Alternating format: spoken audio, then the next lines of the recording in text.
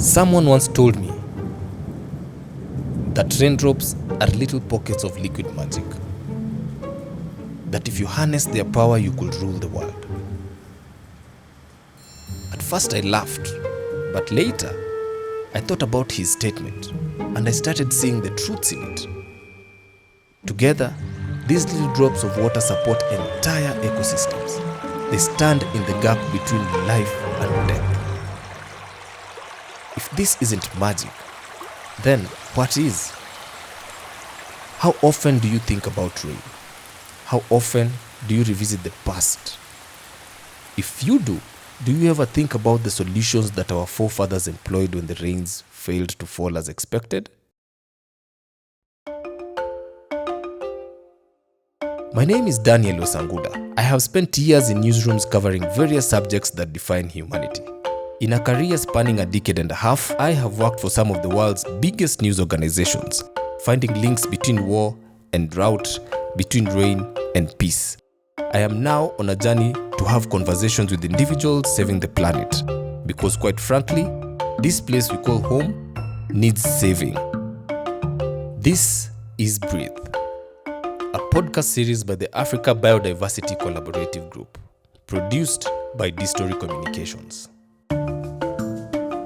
In this episode, we explore the connection between indigenous knowledge and solutions to climate change.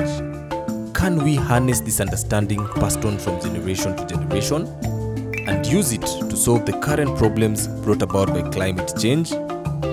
This is Dreams from Our Fathers. What better place to begin this journey than to go back to the past? Isiolo County is incredibly hot this time of the year. After a few minutes of walking outside, I break into a sweat. This can only mean one of two things.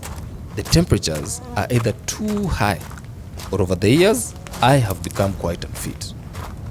The thermometer on my watch reached 37 degrees. So, I conveniently choose to believe the first statement. We are in Garbatula, on the edges of the Bisanadi River, a seasonal lifeline for residents such as Rashid Mohammed, an elder among the Gare, a Somali clan. Today we sit with him and his peers to understand how his forefathers dealt with harsh weather patterns, and most importantly, try and get what we can learn from their experiences. Now, there's nothing fancy about our hosts. We sit on yellow 20-liter jerrycans under a thorny acacia tree whose shade provides a coolness that no air conditioning unit can match. Goats laze around by our feet, eavesdropping on our conversation. A few camels are unbothered by our presence, chewing cud with little care. Beyond the shade, the heat consumes everything in its path. The river runs furiously past us. The previous day saw rains fall in the distant hills of Marsabit, hundreds of kilometers from where we sit. The ensuing flash floods filled up the once mighty Bisanadi and made it roar again, even if just for a day. Isiolo's climate risk profile, written by Kenya's national government, estimates that 77% of residents are food insecure. Unreliable rainfall, prolonged drought, and unbearable temperatures, as well as declining water levels, have all taken turns at the community. Here, the short rain season occurs in October and November, while the long rains occur between March and May. Unfortunately though, this pattern cannot be relied on anymore. 1 2 Bismillah. Mimi naitwa kwa jina naitwa Rashid Maalim Isaac. Mimi ni mkoaji Isiolo. Rashid is now 67 years old. He was born and raised in Isiolo. He has seen the good times, and now he is living through what he terms as difficult days. Sasa shida ambayo iko hiyo kijiji. He says the rains last fell in the first week of November. We are in April. He says he has not seen rain on his farm for close to 5 months now. So dry is his land that he has sent away his livestock, camels, goats, sheep, and cows, all of them to neighboring counties in search of pasture. From the look of things, the drought won't end anytime soon. So I ask him how he plans to survive the drought. But before he answers, his longtime friend and neighbor, Omar Godana, jumps into the conversation. He has been sitting patiently next to his friend, waiting for his turn at the microphone. And when it comes, he tells us how his forefathers dealt with adverse weather conditions. He tells us of how his grandfather used to practice rangeland management. He says certain areas of grazing land were set aside for months in a year and were only accessed when the rains fell. Certain animals, such as sheep and goats, were prohibited from grazing in certain areas. There were lines of demarcation that clearly set boundaries that marked out water catchment areas. He says he has seen these solutions work in the past, and he believes that a return to these methods may be the solution to surviving not just the present, but the future as well.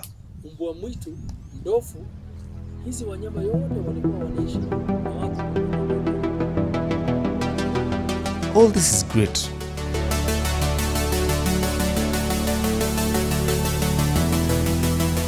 But in a world of gizmos, precision satellite imagery, advanced quantum physics, is there space for undocumented knowledge such as Godana's? Nikhil Advani is the director, Climate, Communities and Wildlife at the World Wildlife Fund. I think one thing that I will note that a lot of communities have said is just their perception of change. You know, it's interesting that those of us that live in cities, for example, you know, if it's a hot day, you might turn up the air conditioning. When you need to buy groceries, you just go to the store and usually whatever you want is there. But these communities are so dependent and in touch with the land that they have a much clearer perception of how things have changed. He says climate change isn't a revelation, it is life. And Africans have always known how to deal with life. I think what might be more relevant is indigenous knowledge around the uses of, say, different plants. You know, I can't tell you the number of times where I've been in communities and they talk about, you know, they'll talk about, say, having headaches or something like that. And then they'll talk about, oh, and when that happens, we take this plant, right? And I can't even remember half of the names, but almost everywhere I've been, you always hear some story like that. He believes that indigenous people's traditional knowledge is the key to helping not only the world's indigenous people, but all of humanity adapt and mitigate climate change. It's really important to tap into that traditional, local, indigenous knowledge and see what we can learn from the communities and help them to scale that where they are and replicate those interventions elsewhere.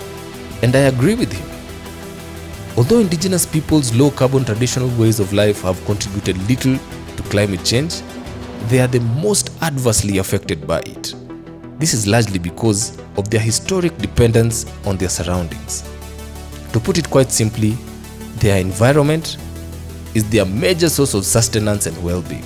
And it is not just the science that agrees with him. I mean, when I was an undergraduate years ago, in 1966, 67, never mind how far that is. That hearty laughter belongs to Benjamin Wamugunda. Benjamin is currently the national chairman of the Forest Society of Kenya. He describes himself as a happy, professional nature lover. And he too believes that Africans need to adapt age-old solutions to the current adverse weather changes. I mean, enormous indigenous knowledge that, we have trampled upon. And here we are, we ignore that. And for years they have said this time we should not graze here. Let's go here. Rotational grazing is very, very important, and it's been there traditionally. They know the areas where, so long as you do it properly, you'll offset these problems. But we come and interfere and say, oh, these are traditional things. So we make everybody now do things anyhowly.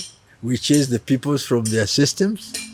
In the process, we destroy what had been going on for millennium years. His observations are not isolated. A study by the United Nations University says indigenous populations around the globe make up only 4% of the world's population. This translates to between 250 to 300 million people. And they utilize 22% of the world's land surface.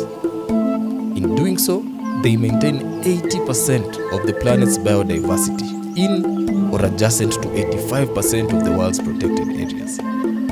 Indigenous lands also contain hundreds of gigatons of carbon, a recognition that is gradually dawning on industrialized countries that seek to secure significant carbon stocks in an effort to mitigate climate change.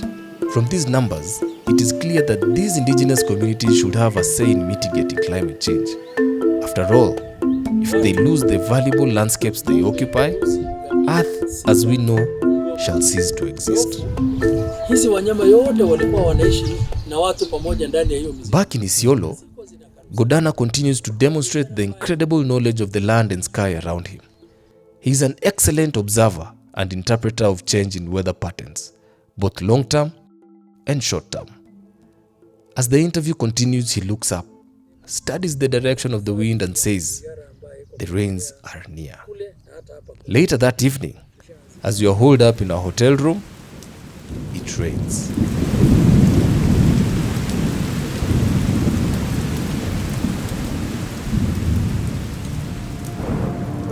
ABCG believes Godana's inherent knowledge offers valuable insights that can complement existing scientific data. Communities have to have ownership of this work.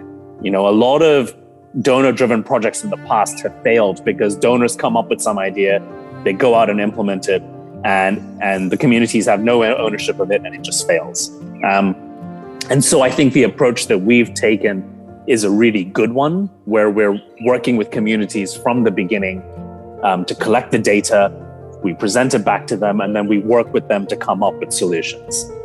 As Godana's livestock trudge back home, he is confident that they will have fresh pasture in the few coming days. His neighbors, though, much younger than him, do not have the same knowledge he does. Without it, he says, a bleak future awaits. Please expand education of environmental and conservation. This podcast has been made possible through the support of the Africa Biodiversity Collaborative Group, ABCG. ABCG is a coalition of 7 international conservation NGOs with extensive field programming in sub-Saharan Africa: the Africa Wildlife Foundation, Conservation International, the Jane Goodall Institute, the Nature Conservancy, Wildlife Conservation Society, World Resources Institute, and World Wildlife Fund. Together with the African partners, these organizations tackle complex conservation challenges by catalyzing and strengthening collaboration on the continent.